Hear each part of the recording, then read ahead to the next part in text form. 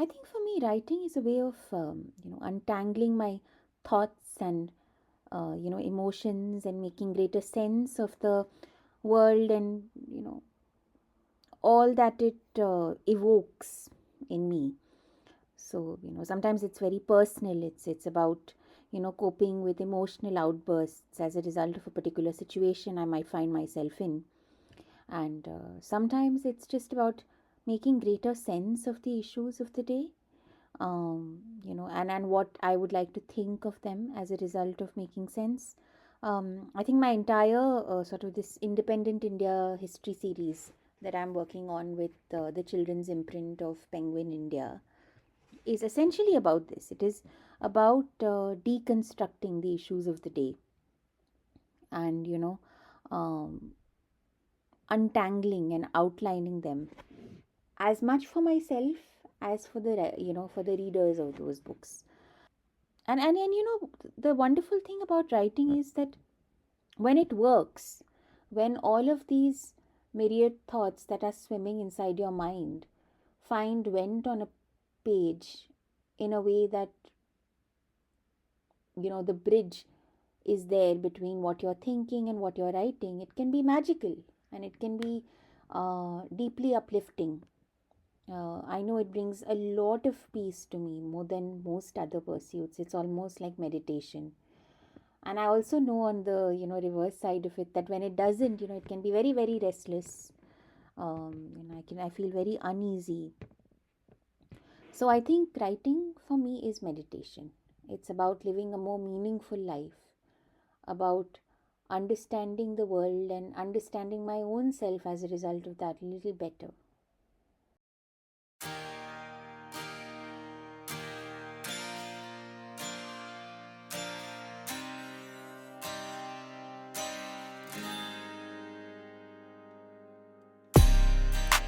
Hey everyone, welcome to the Closet Writer Chronicles. I'm your host Sangeeta, aka the Moody Marshmallow. You just heard our guest for today, Meghaa Gupta. Meghaa is an author and festival curator. She has written books like A Home of Our Own, Unearthed, and After Midnight. She's previously worked with Tulika Publishers, the Times Group, and Singapore Press Holdings. Currently, Meghaa is pursuing her MA in Environmental Humanities from Bath Spa University. She is also the co-founder of the Green Literature Festival in India. Tune in to hear her talk about writing, publishing, green literature, children's books, and more. Hey everyone, welcome back to the Closet Writer Chronicles. This week I have with me Meghaa Gupta. Welcome to the show, Meghaa. It is so lovely to have you here. Thank you so much, Sangeeta. Lovely to be here. I think this is officially my first podcast recording. So I'm actually very happy that I got to do it. And yeah, I just hope I don't ramble too much. But Oh, don't worry. It's this podcast is all about conversations and it's amazing the kind of directions these conversations take sometimes. But the very first thing I want to ask you is what is your earliest memory of being creative and when did you start writing? so, it's funny actually. I've been writing for a fairly long time. And the way I picked up writing was that I think it must have been I was in class 10, I think. And I got a diary for the first time as a birthday gift, and it was really pretty. And I think that was also a very sort of stressful time for me. I don't know why our education system always makes these matriculation exams so hard on your system, but I was coping with a lot. And also I think it was because my father had recently been transferred very close to my 10th standard. Actually not very close, but yeah, I think about a year 2 years into it. And I started writing to cope with the outburst of emotions that I was suffering. So writing for me initially, more than a creative activity, was catharsis. Was about you know um, giving a private vent to my emotions. I mean, of course, I'm too young to just say like at 10th standard to be going to therapy because I'm coping with anxiety. And I don't think it was ever that serious, but yes, I'd like to think that I'm an emotional person, and I do sometimes have very strong emotional reactions to the world. And at that time, I was certainly coping with a lot. And so that's how writing started. The idea of taking up writing professionally actually came very late to me. I mean, um, it's interesting that I say that because um, I worked in journalism. I studied mass communication, but I always thought maybe I want to do it because I enjoy reading. I enjoy the act of reading, of assimilating ideas. Uh, I thought for the longest time that maybe I'd fit into an editor's shoes. Hmm. Uh, but I mean, and all this while I'm journaling. Okay, so I have never stopped journaling all my life since I first picked it up. But it just so happened that in journalism they don't make you an editor. You start off as a reporter, and I know how aggrieved I was because my first copy was put through so many rounds of editing and kind of polished and polished. This is in so my first break was actually in Singapore. I Okay. started working with Singapore Press Holdings as a rookie reporter. I even have a journalist, I have a small sort of um, ID card which says Meghaa Gupta, journalist, Singapore Press Holdings. And it was quite interesting because that first day I learned a lot. And then I also was part of a team that reported a story which won an award. Okay. SPH has these annual journalism awards. So, by the time I finished my internship, like a lot of people told me that, listen, you can write and you can write well. Uh, and maybe journalism may just be your thing. And then my father got transferred to India just as I kind of settled into a job there. And at that point of time, I hadn't really thought of staying away from my parents, not for a job for sure. And so, despite a lot of sort of pleading on their part, they told me, why don't you stay? It's okay. I was like, no, I mean, don't you want me to follow you? Like, very ulta reaction I had to it. So, I came back to India, got a job with Times of India as again, an intern. I was writing on education. And then what happened was 2008, 2009, the industry was hit by the financial crisis. And Hmm. journalism, especially, I think, has been especially susceptible to these sort of phases of economic downturn Hmm. and hasn't ever really fully recovered. So that's when I actually made my foray into publishing. And I felt publishing was like good waters to be in. You got to read a lot of books. You could do your writing on the side without ever feeling overwhelmed by it. But I think by 2016, having sort of done that for a while, and then I was at Tulika, of course, which has been my longest stint in publishing, like almost 10 years. So, which Yeah. is a lot. I think it's funny because a lot of my friends have actually skipped and, joined, like hopped and skipped and shifted jobs and been in like three jobs in those 10 years. And I have been, plodding away at Tulika, which I have no regrets about. I think it was learned a lot, read a lot of children's books, and also wrote my first book, Yeah. Home of Our Own. And I think the fact that Radhika Menon picked it and decided to publish it um, with Tulika made me realize that, maybe I can actually think of writing. And it's strange that I never thought of writing professionally when I was in full time journalism, because full time journalism can really lead to burnout Yeah. and don't have the time to pause and work on your writing. But publishing has a slower pace. It allows Hmm. you to, explore yourself through books and then arrive at things you want to write. So I think, yeah. So for me, To answer your question, I think writing didn't start off as wanting to do it professionally. It was a realization that dawned on me through all of these years of working and, getting to know my own interests and things I like doing in life. But I'm very glad that I discovered that I could write professionally also. Which is amazing because I've read A Home of Our Own being the first thing I read of yours. And this was, and to give context to listeners, so Megha used to be at Tulika and she was the rights manager and business development. She was managing rights and business development. And I basically took over from her when she was like going on study leave. So, in a lot of ways, Megha is like my predecessor and mentor in terms of when I was joining Tulikast. I'm still very new. But so this episode is special for so many reasons in that sense. But, coming back to the conversation and, just talking about your trajectory, right, in publishing, there are actually two things I'm really curious about. Is one, because, of course, editorial was always a part of what you were doing, but then, like I mentioned, you were kind of handling rights and business development, which is not a side.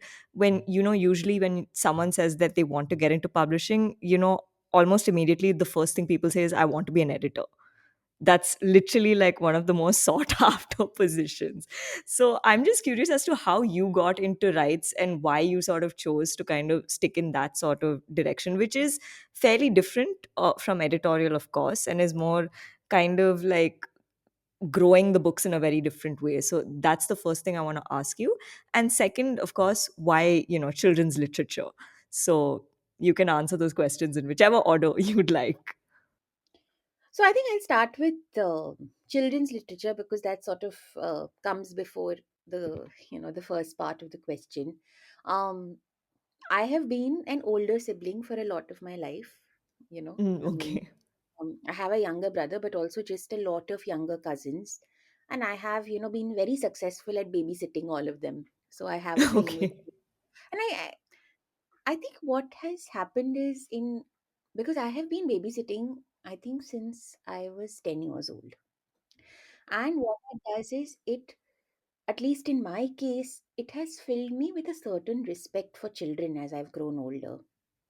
Like you Okay. learn to approach children, especially when you start babysitting very young, right? Like having kids around you, uh, they won't respond to shouting and screaming and getting frustrated, but they will respond to a respectful tone and being firm, but sort of respecting their agency as people in their own right, which we forget. We sometimes tend to devalue childhood a lot, and I learned very early on not to do it. So it started from that. And when you start respecting children, at least for me, what I noticed was that there is a certain openness about children. They're very accepting of their vulnerability. And when they trust you, I'm just sometimes so surprised at the openness with which they discuss the issues that they're facing. And it's sometimes, as adults, it's very easy to laugh when a child comes up to you and says, I don't like eating my food in a tiffin. And then, Okay. you feel like, but that's you because you've forgotten that there was once a child inside you, and there should always be that child. You were once a child, and there should always be a child inside you. And we tend to forget that. And when we forget that, we start having problems accepting that we are vulnerable, which we still Yeah. are.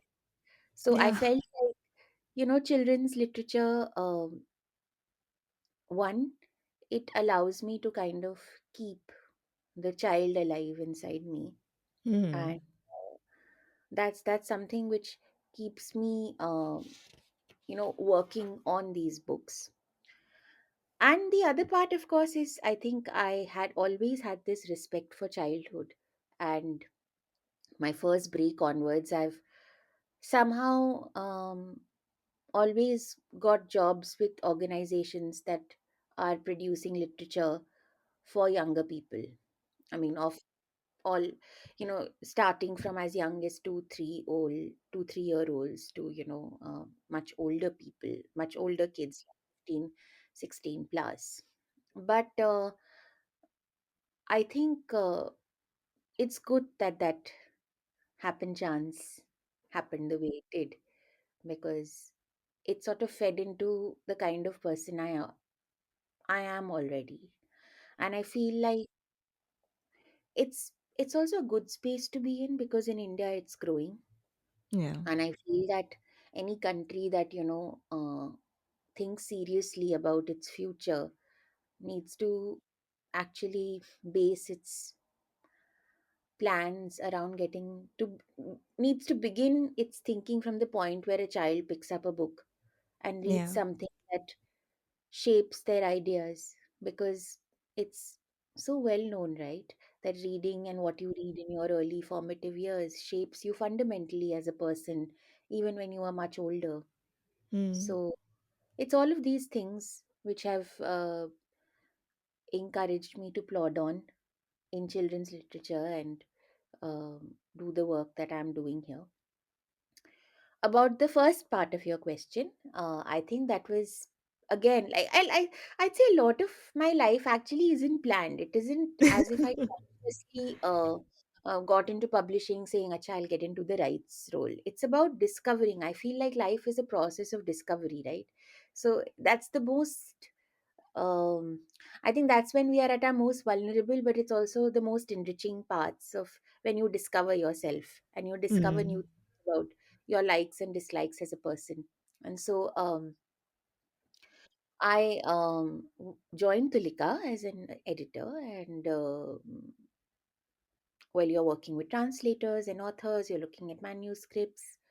And you know how in Tulika we have a very sort of collaborative process of working on books. Yeah. But it so happened that shortly after I joined, the person who was actually handling this job, and it was not very big at that time.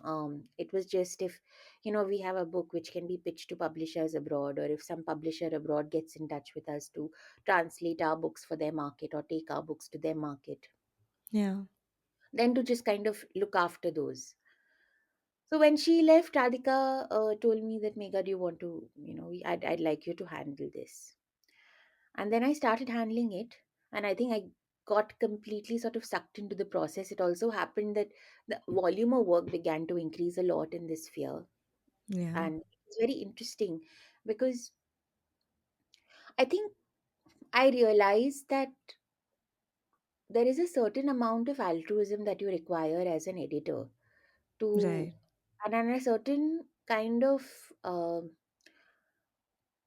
confidence as well, to look at somebody else's work and influence it with your own thoughts of how it should be. Mm. And I was forever tentative doing that work. I realized I was Okay. I always found myself slightly nervous about, like, putting my thoughts to other writers, especially because I had discovered at a point that I myself enjoy writing.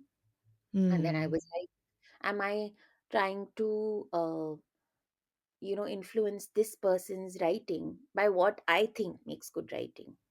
And as Mm. somebody who is beginning to enjoy the writing process, does it mean that, I mean, of course there are some things which, I mean, like copy editing mistakes are things which every editor should be able to correct. Yeah. And but structural editing, the editing of how can this idea become uh, assume its best form, Mm. far more tricky. Yeah. And I was always tentative about being um, the ideal person to give those suggestions. Of course, I've become better at it because I've also now done it for other places. But I'm handling this youth section where I work with reviews and stuff of children's books. But that's very different kind of editing. The editing that goes into making of a book can, it leads to the making of a legacy product. And to have your imprint on it as an editor means a lot. It's a very huge responsibility. And I wasn't ever 100% sure of whether that's a responsibility I want to assume. Mm. Um, but this work, when it came to me, I felt that it was taking an author's, hard work, Yeah. their published material, and doing so much more with it. Yeah. And I really enjoyed that aspect of the work, uh, allowing a book to grow in the world and find newer places to travel to, and also kind of discovering how people in different markets want to texts. Like, the world is still so big, right? We tend to forget about it in our own insula book, and reading it and seeing how to improve it. But um, the world is really big. People have different tastes, and it's always interesting for me to explore that side.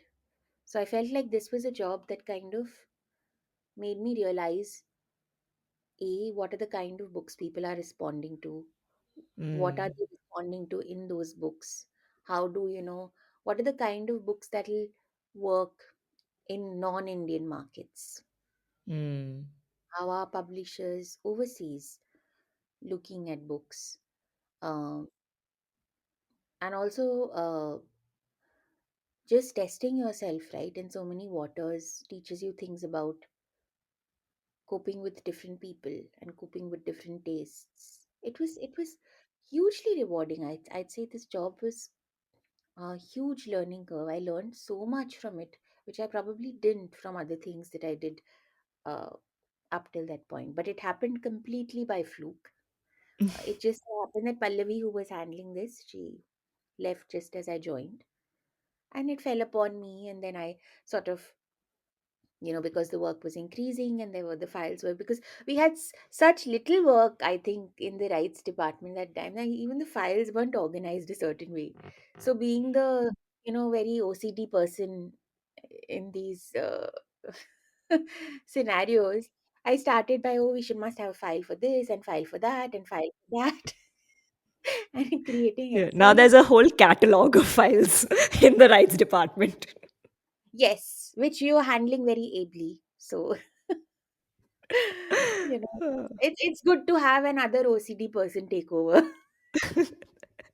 Thank you for that. Yeah, otherwise it can get very. But it was very interesting for me when I heard that you wanted to do this work, because I think when I joined, I didn't even know that there is something like this. Very honestly, I thought publishing houses means mainly it's editors and marketing people. Yeah. I didn't have 100% clarity on this kind of role, especially Mm. because subsidiary rights, I know in academic publishing in India it's very evolved, in some of the bigger publishers it's very evolved, a literary rights portfolio. But in children's publishing, I think it's still fairly new. I'd Yeah, like to think that it's it is. um, so it was like a lot of people did tell me when I started handling that, that they were quite um like pleased that Tulika had somebody who was exclusively handling, this work. So I was pleasantly surprised by that, but it also made me more responsible towards the, work which I was doing. So I hope that answers both your questions. Yeah, no, it does because it's fascinating because since especially why I asked that question about the rights portfolios because as I mentioned, like editorial and marketing are still very much the sought after sort of portfolios in a sense in publishing, right? You don't really look at the whole business side or production logistics side of it in a sense. And to kind of just sort of even take from the thread you said, right? Because when I applied to Tulika, I specifically wanted the rights position. That's kind of what I had applied for. And it was like my good fortune that I was able to kind of get it at a certain point. But the reason I actually went towards rights, which is very different from yours, in your case, it kind of happened by chance. For me, also, I think it was a sense of it was the experiences I had up till that point because I had some sense of editorial, and it's like you said, it's a huge responsibility to be an editor for sure. And I was doing manuscript evaluations at the time when I was working with Bound, which is something I really liked, I really enjoyed to kind of, I think, give writers a sense of the possibilities of what their manuscript could be and things they could work on. But it was still very suggestion based, and obviously, it's up to the writer after that point on how they want to do it, and then they can get a proper editor to work with them on a piece. But it is definitely there's a lot of hand holding. Like it almost is like a marriage, the relationship of a writer and an editor in a sense. I feel, because there's a lot that happens, and it's very intense.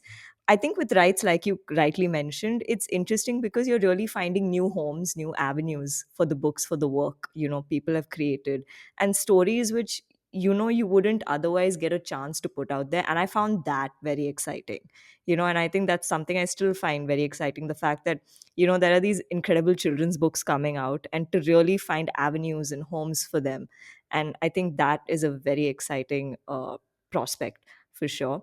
But something else, again, just to take away from the whole rights conversation, which I thought would be a fascinating conversation for us, which an interesting conversation for us to have, because I know we've dealt with this to some degree, and there's been a lot of conversation within publishing around this, is the whole book to screen adaptation phenomenon that's been happening for a while, for years now.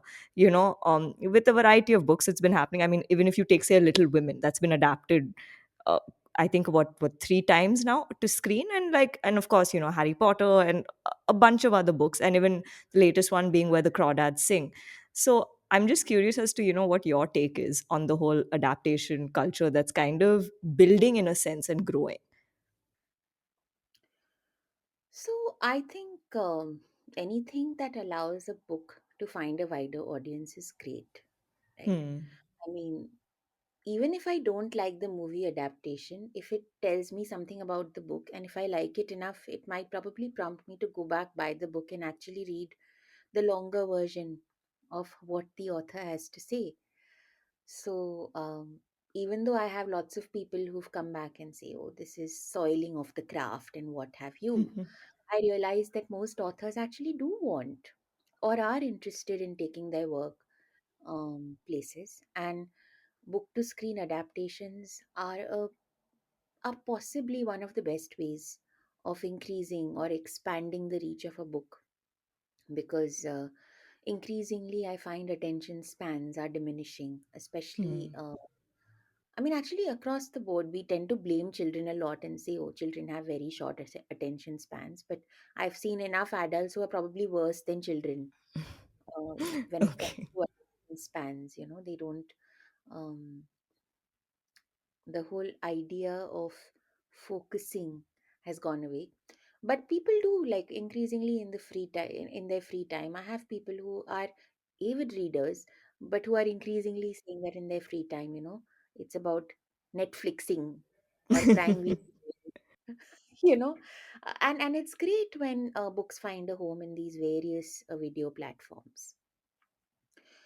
About So that's my take in terms of the business of it, and also in terms of how it feeds into a book's um reach.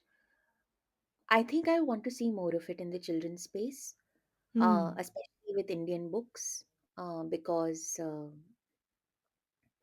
I mean, we have enough of like the Peppa Pigs and the bad guys. I mean, so many of these English children's literature that has transitioned very successfully on screen.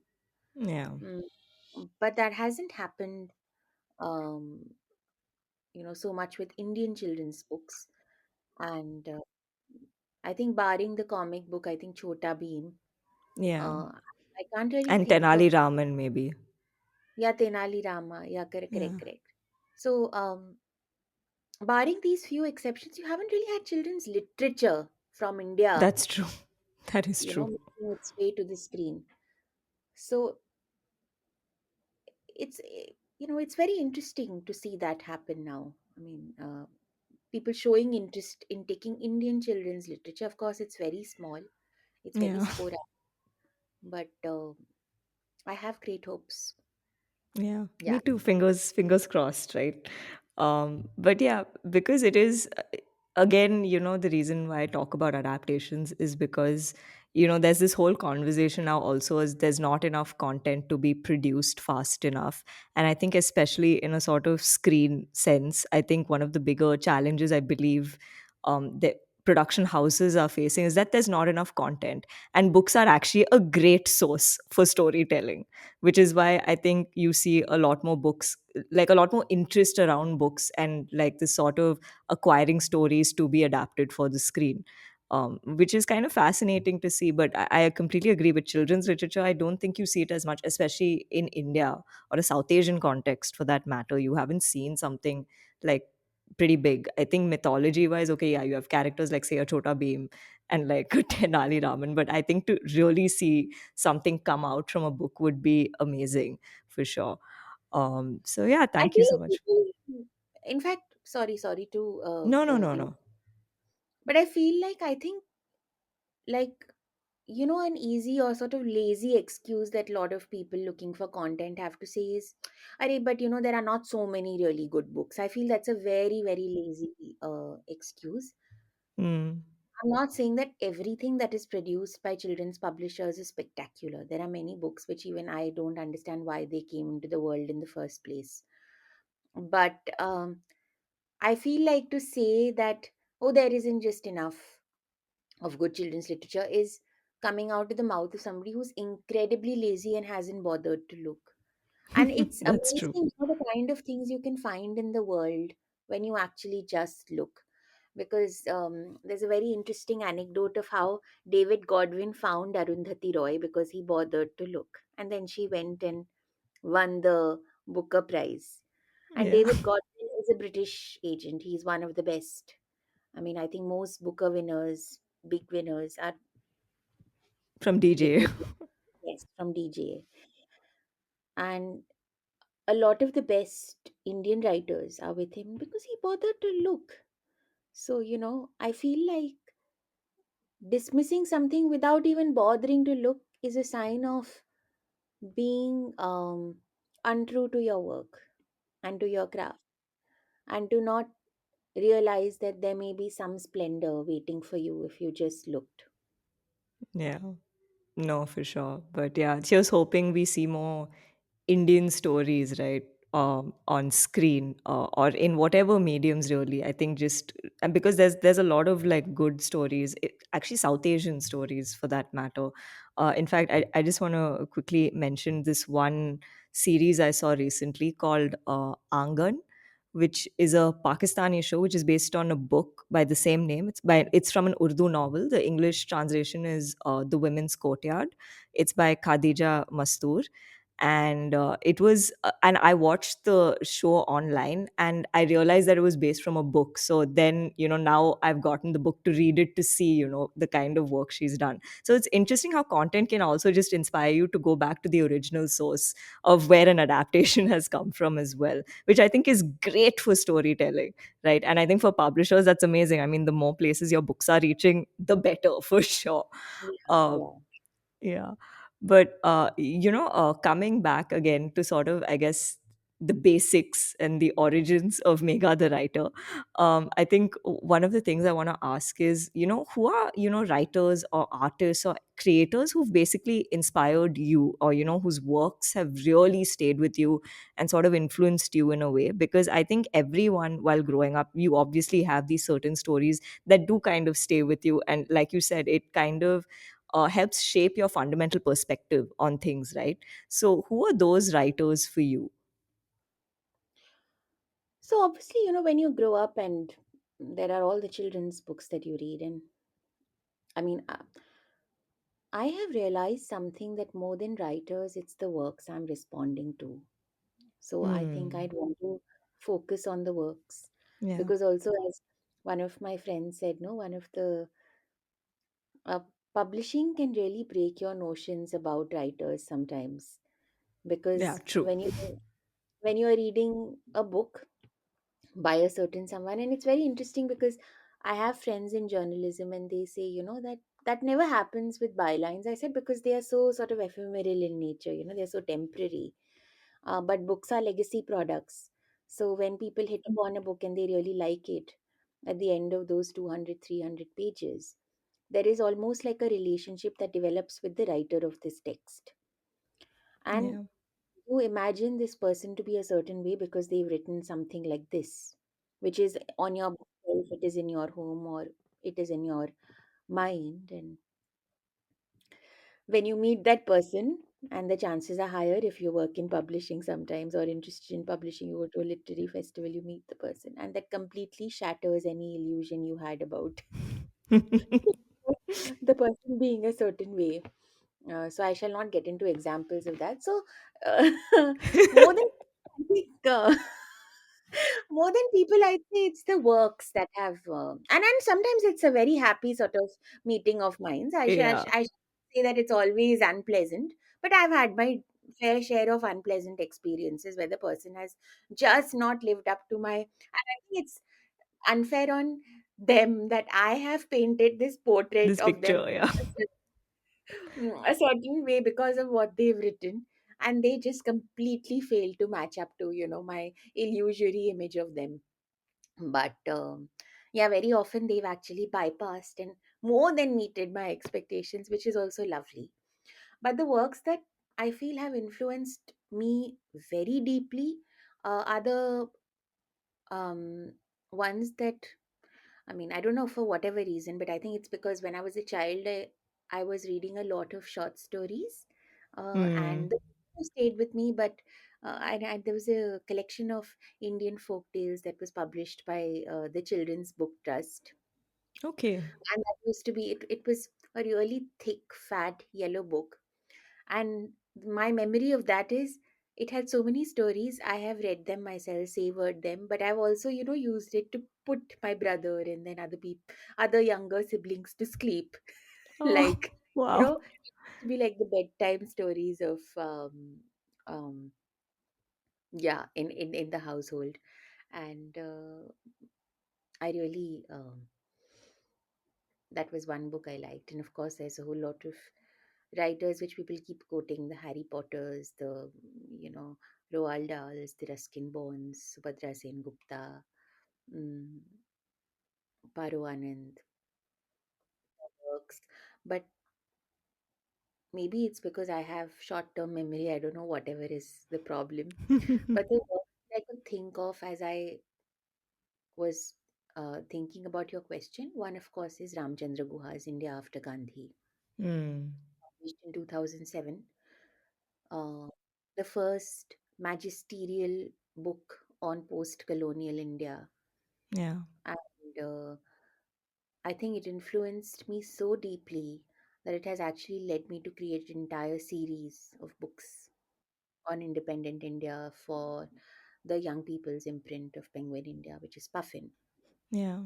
And it's been so eye opening because the book has, what I have so far, I haven't read the latest edition of the book. But what I really liked about India After Gandhi is that, unlike a lot of people who find it very easy to troll Yeah. post colonial India for all of its failures, it takes a very sort of mature, um, it does a very, it has a very mature handling of the subject, and which would be expected of a writer like Ramchandra Guha. Mm, It shows you that there is darkness, but it Hmm. doesn't completely eliminate the possibility of light, and it doesn't sound like a rant at the end of the book that, oh, this is wrong and that is wrong. You realize that the post colonial world was born in such dark times Yeah. and was so vulnerable that we probably need to be more, um, you know we need to allow for its failures. I'm not saying Hmm. we shouldn't criticize it, but the criticism shouldn't come off sounding like, mm, a complete devaluation of this world that was born in a very most horrific situation. um, the use of nuclear power, Yeah. which had completely annihilated the Japanese cities of Hiroshima and Nagasaki, but also just filled such very real fear into the minds of countries around the world. What if this bomb is dropped on us? And here you have these very vulnerable countries gaining independence at this point of time, who don't even have electricity, forget about technology, who cannot aspire to, the fear of being born into that world is something which, the more I think about it, the more I realize what an arduous task it was to build a nation at that point. Yeah. So I think Ramchandra Guha's book gave me amazing insight into the ways of looking at post-colonial, um, the post-colonial world, and I'm so grateful, really grateful to him. Also because I badgered him. Sometimes if I really respond to a book, I tend to write to the writers to ask my questions, and they don't have any sort of impetus to respond to those.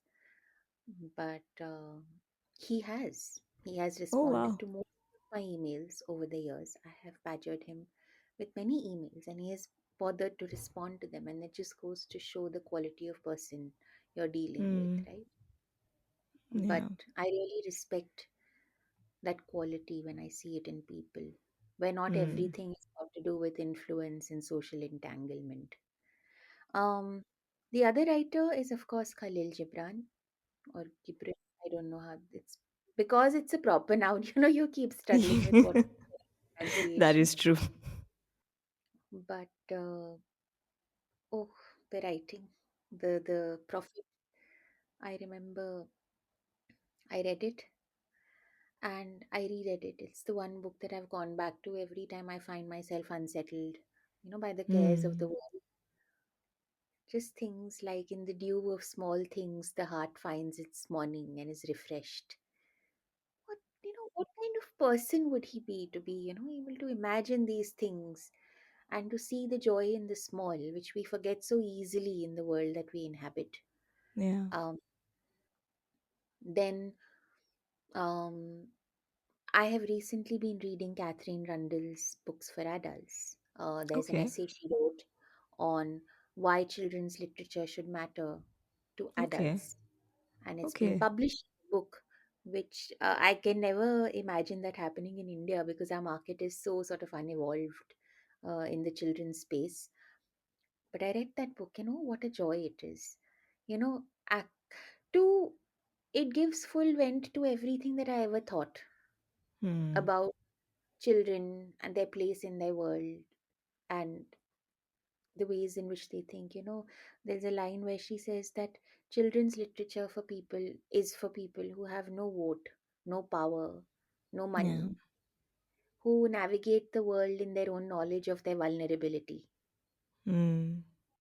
And it's so true. And it's strange that, because she does say that, and sometimes adults suffer the same vulnerability even though they are so old and wise, supposedly. So Yeah. and then it's her John Donne biography. Now, I'm not a student of literature. I don't make any, I don't make any disclaimers on knowing the full extent of the masters of English literature. But the way she has written John Donne's biography Hmm. is, I think it's an education in how to write a biography. It's just so brilliantly written. It's called Super Infinite. Okay. Um, Also, an author whom I discovered very much by chance was Karan Mahajan, Okay. um, which is very interesting actually. So, what happened was that I'm a prude, Sangeeta, Okay. and there's this one book. It's the first book that Karan wrote. Yeah, family planning. I swear. Okay. So his first book was family planning, and it has such a hilarious premise. It's set in Okay. Delhi, and it's Okay. set in the house of the Minister of Urban Planning. And it so happens that one of my uncles is a specialist in urban planning, and he's a favorite uncle sorts. So I and this man has a fetish for um pregnant women, which is why he Okay. keeps getting his wife pregnant, and they have like an army of children. And I was just so bewildered that somebody's imagination can be so bold. And the funny thing is, like minister of urban planning, of everything. And it's it's very, it is so bizarre because this this man has taken over as the minister, and he's like the highway man, building these highways. And Delhi, as you know, is a city of highways. There are so many highways that have come up in Delhi post in the 1990s. My own parents talk of the urban development of Delhi. So in a very strange way, it talks of uncontrolled development both in his personal life and his professional life. I was, for a prude, it was quite a read. It was bold and racy, and uh, sounded like a real Dilli wala novel. So, and again, I was like, yaar, ye to, matlab, this is something really, something very different. And then I googled the author because, I mean, Karan is a fairly well-known author, but not in the sort of, you wouldn't think of him in the same way you'd think of, let's say, an Arundhati Roy, right? So it's Yeah. just that I came across the novel. I was quite stuck, struck by strangeness and its hilarity. And turns out that, it's a very interesting story Hmm. about being very much a like a Delhi boy growing up. And he had this, that obviously there are interviews with writers, and he had this very interesting snippet to share on how he and his younger brother were cricket aficionados, and both of them ended up getting recruited as teenagers to be the cricket India cricket editors or writers by this international platform, and they started getting paid £200. And the platform eventually realized it's actually kids, and teenage boys in Delhi who are just smitten by everything to do with cricket, who've kind of. So it was, I read this book without any idea of who this man is. The next thing I know is that I've gotten in touch with him, and I'm requesting that story of his about computers, and how they had this impact on young Indians in my Okay. book, After Midnight. Uh, and again, I was quite, uh, yeah, delighted to find somebody who is willing to indulge my strange request. But yeah, and so it was both his novels, even the second one, The Association of Small Bombs, very sort of very situated in the Delhi that I grew up in. And that's because when I spoke to him, I realized that both of us are fairly close in age. He's a little older, but grew up in similar neighborhoods and so on and so forth. So that's why, you just sometimes discover, the process of discovery is amazing, Sangeeta. In Yeah. books, sometimes the things that you discover are just so enlightening, and they make life all the more worth living sometimes. No, that is very true because like I think it's amazing sometimes the things books can just make you introspect and think about and realize. I think the last book that did that for me was a book I read in December. It was called The Lady and the Monk by Pico Iyer, and I haven't read any of his other books. So that was the first book of his that I read, and it was completely by chance. So one of the senior editors at Tulika had actually given the book, had lent the book to another colleague, and I think she couldn't get to it. So I said, "Oh, can I, give it a read and just see?" And somehow I just took to it. And I was like, oh my God, I want to finish reading this. And so I borrowed it. I read the whole thing. And I was like, oh my God, I love this man's writing and the way he sort of introspects and talks about life. And it's his observation about Japan as a country and a culture. And at the same time, he talks about how he meets his wife, while he's in Japan. So it's so interesting to just see how a writer can really make you introspect about your own life and surroundings in a way, which is what I think Pico Ayer's book did for me, honestly. So yeah, I completely agree. The way I think a book can make you look at things is just so phenomenal sometimes. It can really change your perspective on things. Uh, Yeah, and in fact, a lot of people do ask me, but isn't that true of all art? I said, probably it's true of all art. It is wanting you to introspect about life in certain ways, but I think they all do it in different ways. And Yeah. what is so enriching about reading, the whole reading world, the reading life, is that when you read a book, for those whatever hours you invest in, that's like transporting yourself into a different world in its pages, and it is allowing you to imagine. I feel it is probably a bit more laborious for the reader as compared to you're probably just watching a movie on the book, or Mm. it's just you switch it on that 2 hours you are watching it, and then you're done. It's far more laborious to actually open the book, go over all of those pages. It'll probably take you a few days, if not a few weeks, depending on your reading speed and availability of time. Yeah. But it needs that investment, and I feel the fact that you invest that much time, resources, you invest your Yeah. imagination in the book, makes the reading life so much richer.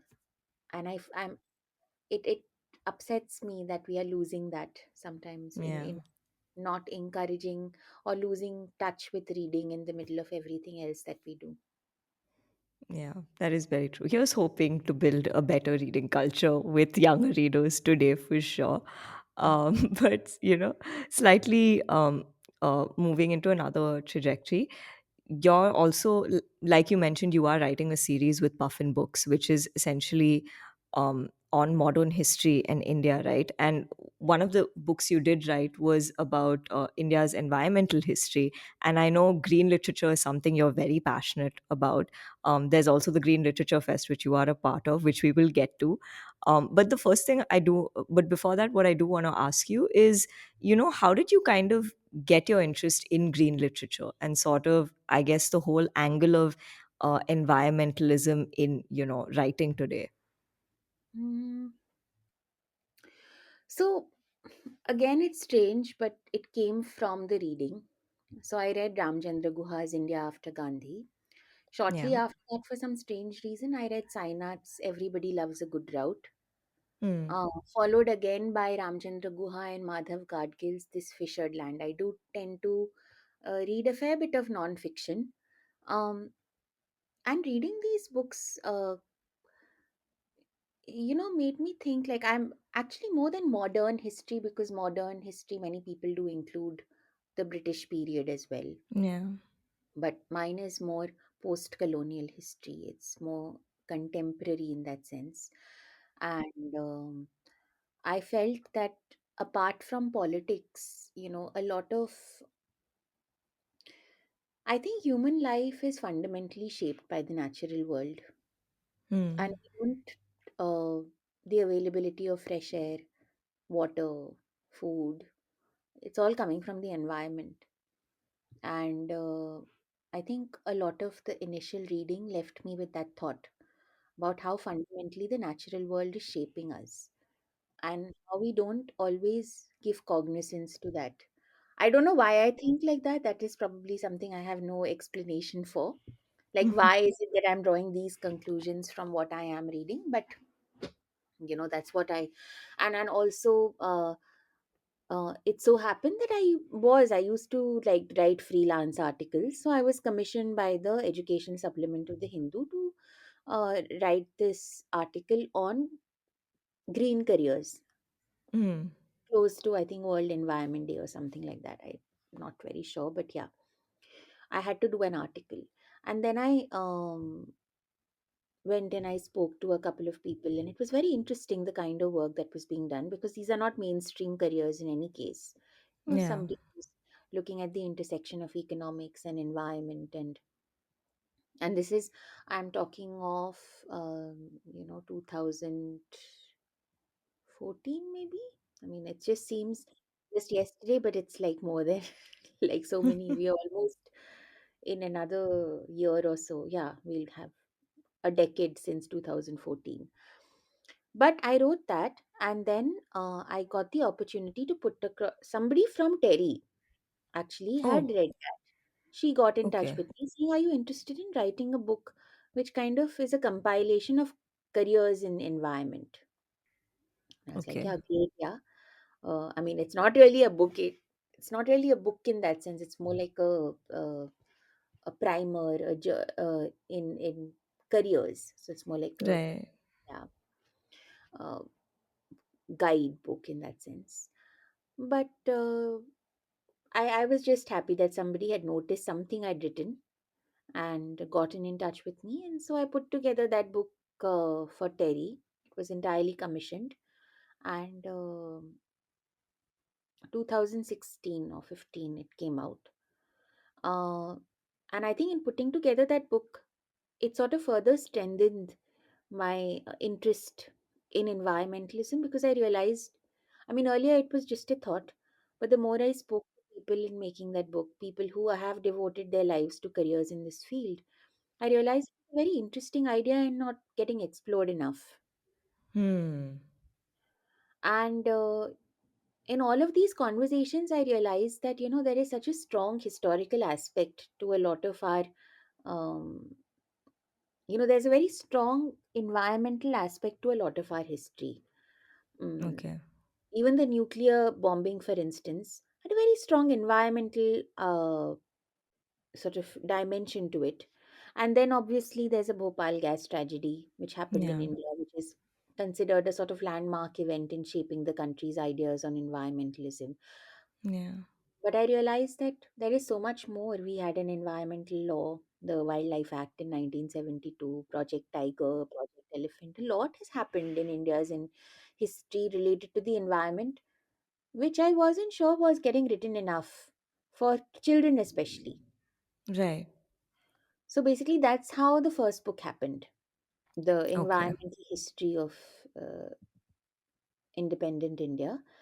Um, I'm very glad that, you know, uh, the book happened, and it's because nothing of that sort was being written or had been written for children. I think the book's um, done decently in taking the subject to a lot of people, and on and off I'll get some message on my social media to say that, oh, somebody read the book, and it told them of a very different history of independent India, which they quite liked. And I know there are fabulous books on environmental history for adults, but I'm so glad that I got to write this for young people.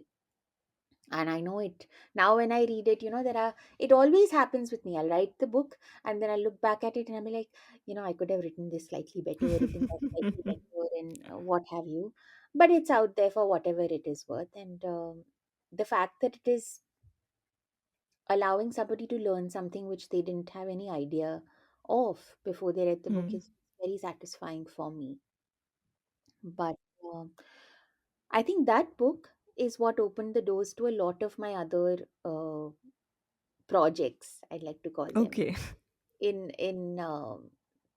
in this field, whether it was the Green Literature Festival or the other environment related things. But I'd like to say that I still want to be seen as somebody who's interested in children's literature, with a Right. special interest in environmental literature for children, but not like an exclusive interest in that. Hmm. Okay. Yeah. No, that's fair. But even talking about GLF, which is the Green Lit Fest, which is about green literature, and it's fascinating that it's the first festival in India, and I think possibly the only festival in India which kind of focuses on green literature. How did you because you are a co-founder, so how did you get involved with it, and what has the process been like, just in terms of building this festival? And you had your first on-site event in 2022, so what was that like? What's that journey been like for you? Um, so again, what happened was that I'd written Unearthed, an environmental history of independent India. It landed up on the desk of Benedict Parmanand, who runs this website called Sustainability Next, which is a Hmm. facilitator for GLF.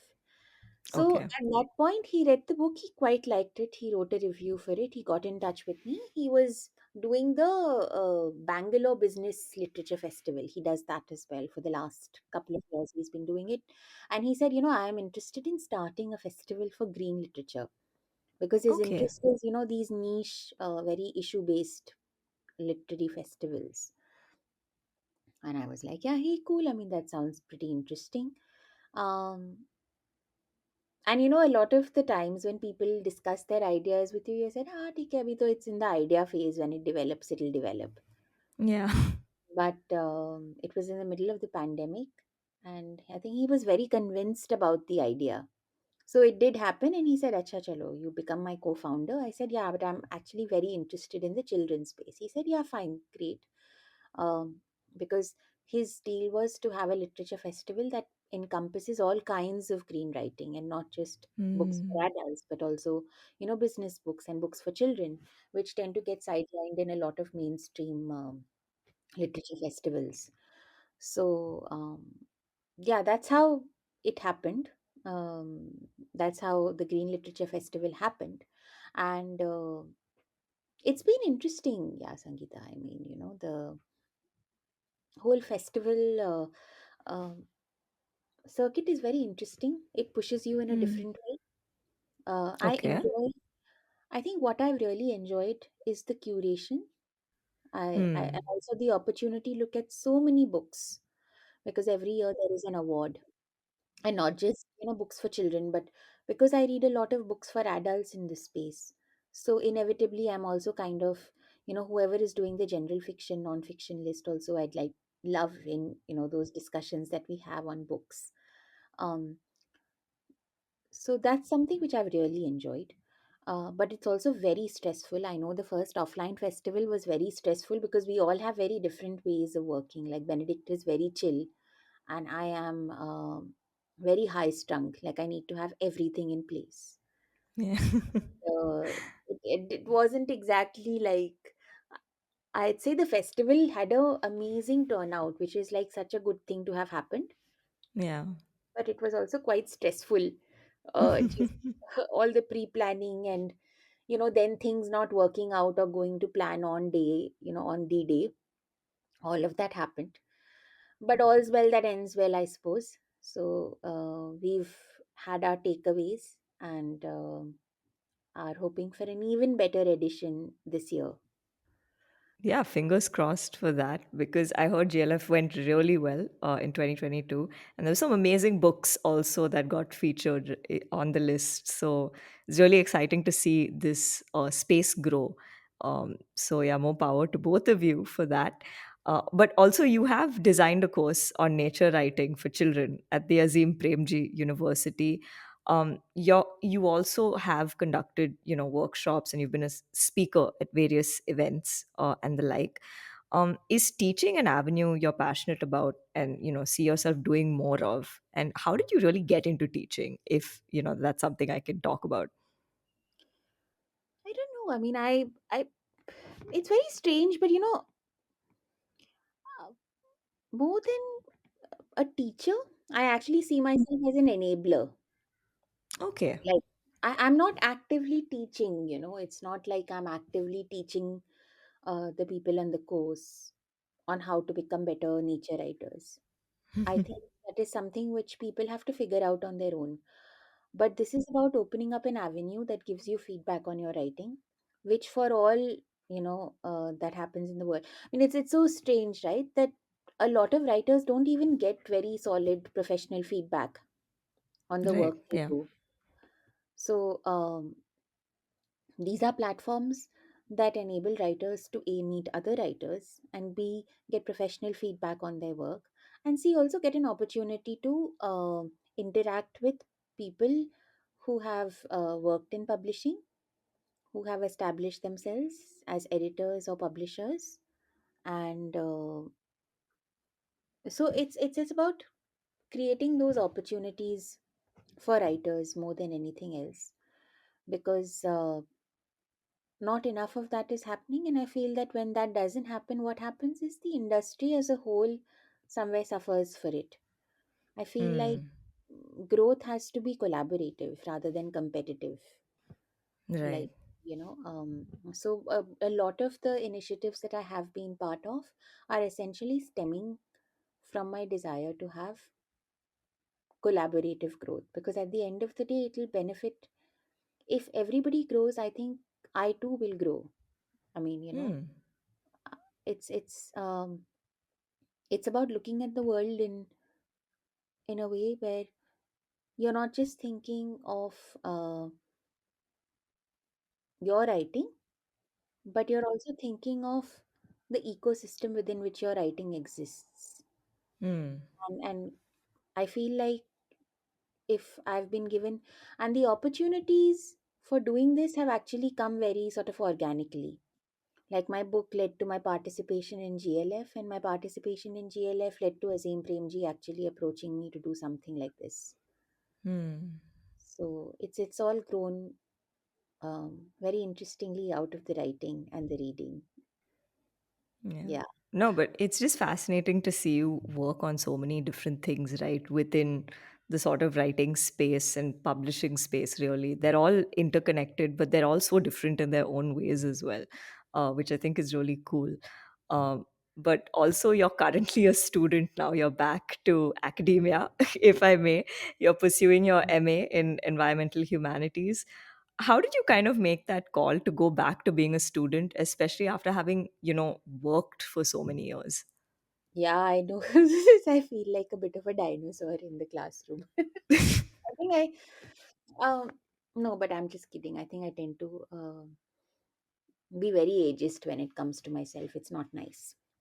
But um, I think I was doing so much in the green space that there was an urge to actually learn more. Hmm. And because I realized that after a point, you need to pause and look at it, from a learning space rather than a doing space. Okay. So, and I realized that there is a course like Environmental Humanities, which offers such an overarching view of, and at this particular university, it is located within the School of Writing and Publishing. Hmm. Unlike a school that is dedicated to the humanities, here it's called the School of Writing, Publishing, and the Humanities. So it's very sort of this was the first MA in environmental humanities in the UK, and this school has a pretty good reputation for its creative writing programs. And because the School of Humanities is located within the School of Writing and Publishing, one can choose to take modules that sort of intersect at some level. So I felt Hmm. like it fit into my interests very well. And Hmm. also, I think 2020 and 2021 were very, you know, very busy and also emotionally draining years because a lot was happening with me personally. I wouldn't want to get into details of that here. Yeah. Also, professionally, a lot was happening in terms of my work at Tulika, but also just in terms of my own writing. Like Unearthed came out in August 2020, and then After Midnight came out in August 2022. And apart from writing the books, also all the work on GLF, curating the online conversations and the other conversations, reviewing the books. I started like um, curating this section on books for young people on the environment for Benedict's platform sustainabilitynext.in. So finding people to write those reviews and polishing those up for publication. A lot was happening. GLF happened, Sustainability Next happened, Razim Premji happened. It's you feel after a point that you're running on a treadmill and you need to pause. Yeah. Like you need a Fair. pause. Um, and yeah, I mean, I didn't really have a master's like this, so I thought that maybe this is a good time to come and pursue studies. And I think it's great when you return to studies after having lived so much of life. I mean, I'm in my mid 30s now, and I find that all that experience no makes gives you a certain clarity about life, and allows you to make the most of the opportunities that you get. I think Hmm. it makes you resourceful, and Right. it makes you clear in your head. I mean, at least in Hmm. my case, that's how it has been. And I find that I'm actually being able to take a lot more out of my education than I did when I studied as a younger person. So it's been very meaningful. So I'm actually very glad that despite all the demons haunting me, I chose to take the plunge. And more power to you for doing so as well. And on that note, we are now coming towards the end of this interview, and we always end with these last two questions. So the first one is, what are your aspirations? These can be creative, personal, professional, basically anything, the things you're looking forward to in the near or even distant future. So, something I'm actually very excited about. I have to make a formal, probably, announcement if this will happen soon in February sometime. But I'm doing a literary exchange um, that I'm facilitating through GLF between the Mm. universities of Badspa and Ashoka in India. So Oh, wow. students are looking at the ways in which writers, like the students in at Badspa, are looking at books written by Indian writers, and the students in India are looking at books written by British writers. But all these books are thematically linked. They are books for young Okay. people written on various environmental themes, and it's an exchange that GLF is going to have online, where the students will be, sharing their thoughts on how these writers have approached thematically related books.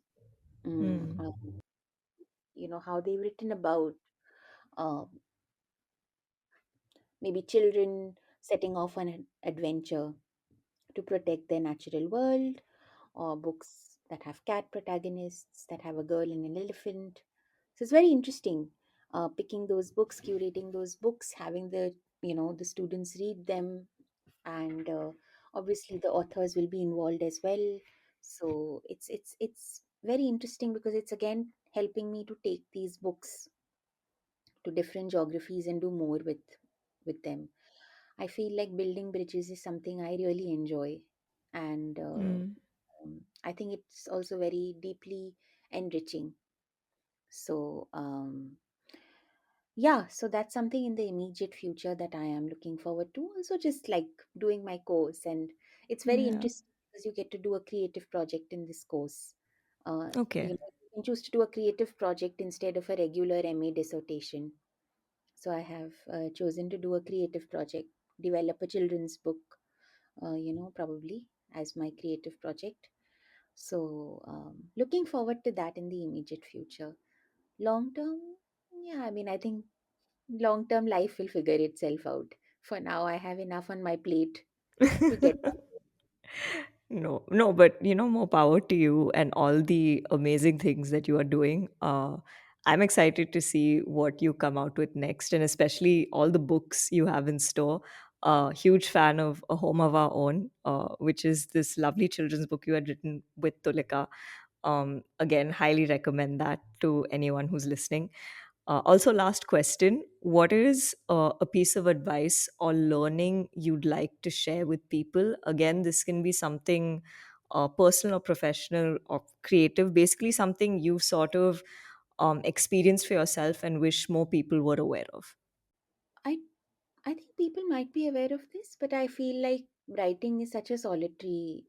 A lot of the things that we do as writers, um, as creative people, can be extremely solitary in nature, where you are working by yourself. And I think somewhere, I feel like you are so immersed in your own work that you kind of lose touch with the wider world of that creative art form. Hmm. And I feel like in doing that, sometimes you lose touch with sources of inspiration. Hmm. Also, it's very easy to, after a point, only think about yourself and your work, whereas, and not allow yourself the vulnerability to go out in the world and discover that, actually you and your work are a very tiny, insignificant part of the universe. Hmm. That vulnerability, it becomes so hard to accept, you know, um, one's own insignificance in the Yeah. wider world sometimes.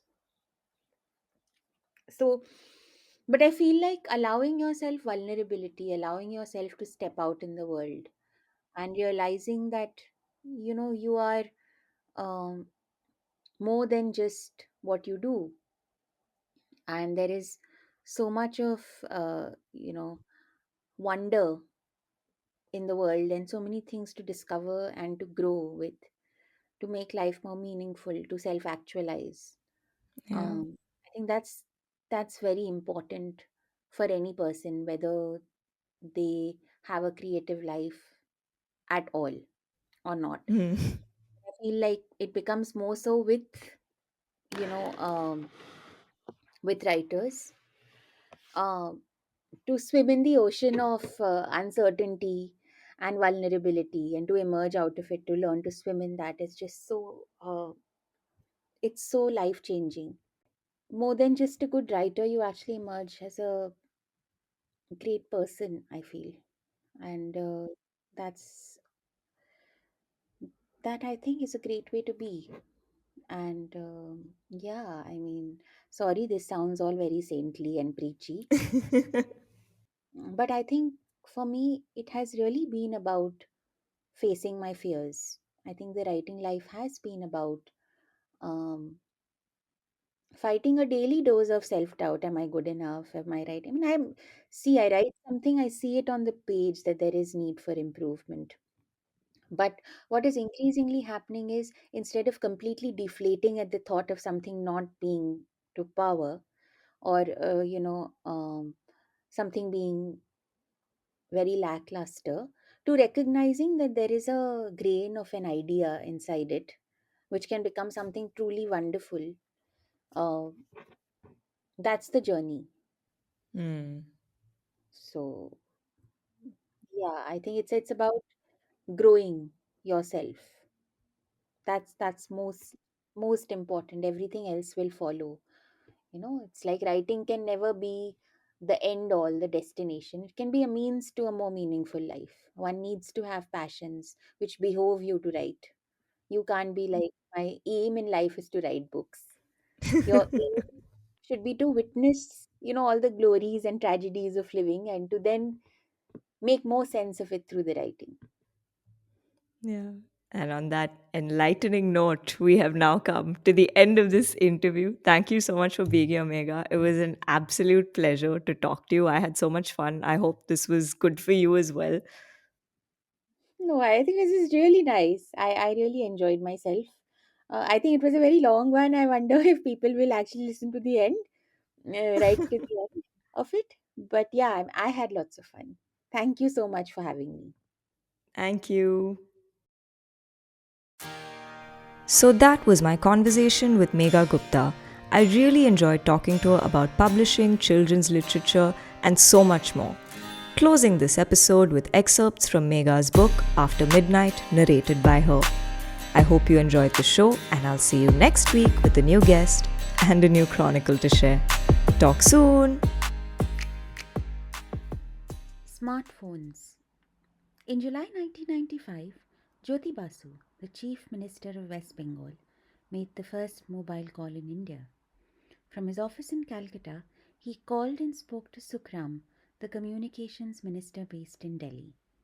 The device Basu used was a boxy little Nokia phone, and the network was primitive. Yet the call marked the beginning of a service that connected India in a way landlines never could. Like most new technologies, in its initial years, the mobile phone was an expensive proposition, beyond the reach of most Indians. The handset was priced at over 20,000 rupees, and call charges were over 8 rupees per minute. But as more and more Indians discovered the convenience of carrying phones with them and remaining in constant touch instead of relying on fixed landlines, mobile phones started getting popular. New phone models became available in the market, costs began to fall, features began to improve, and networks began to increase. By 2004, the number of mobile phone connections had overtaken landlines. A decade later, internet enabled advanced mobile phones, or smartphones, had put more computing power into the hands of average Indians than the most powerful computers that existed in India's laboratories during the 60s and the 70s. For most Indians, the smartphone was not just their first computer, it was also their first music player, TV, and camera, technologies they hadn't been able to afford earlier. It brought a world of internet enabled knowledge and services into their hands. The internet, that was originally made in English, had found one of its largest audiences among multilingual mobile phone users in India, so its content was made available in various Indian languages such as Hindi, Tamil, and Bengali.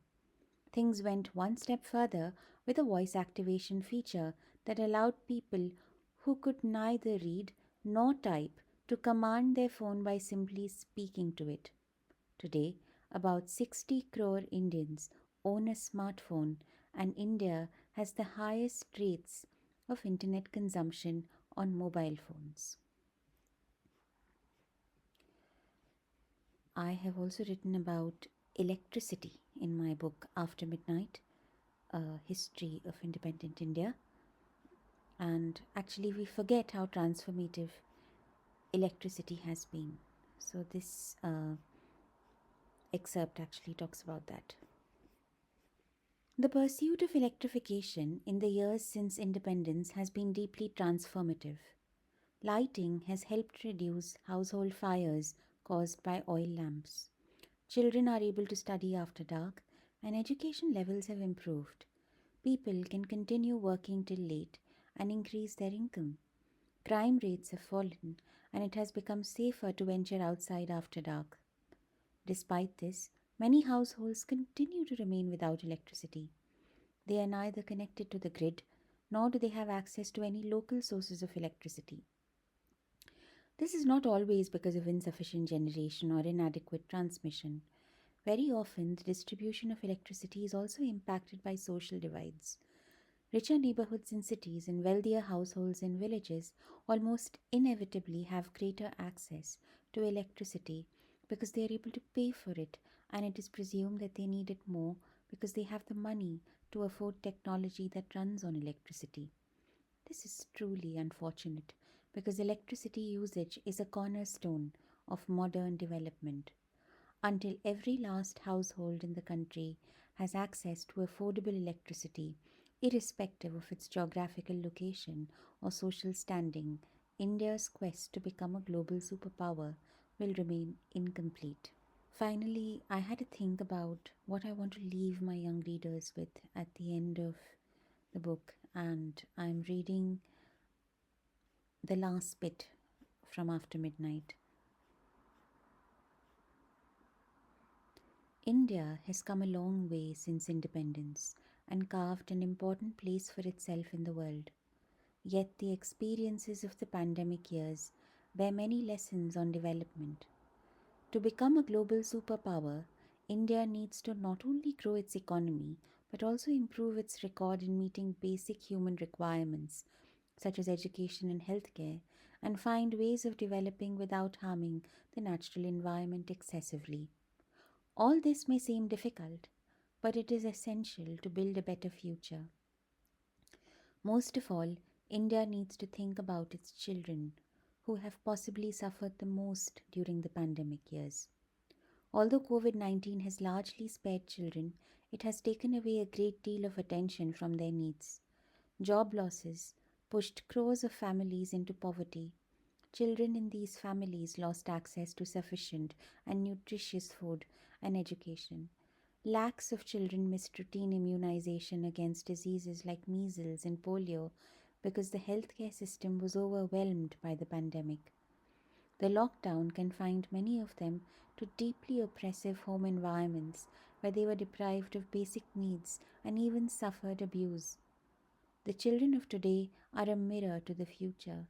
India must look long and hard at them. In the years since independence, it has produced several miracles in fields like space, technology, and medicine. Yet its greatest miracle may lie in how it saves its children from the darkness of the pandemic years and other perils and leads them towards a sunlit future.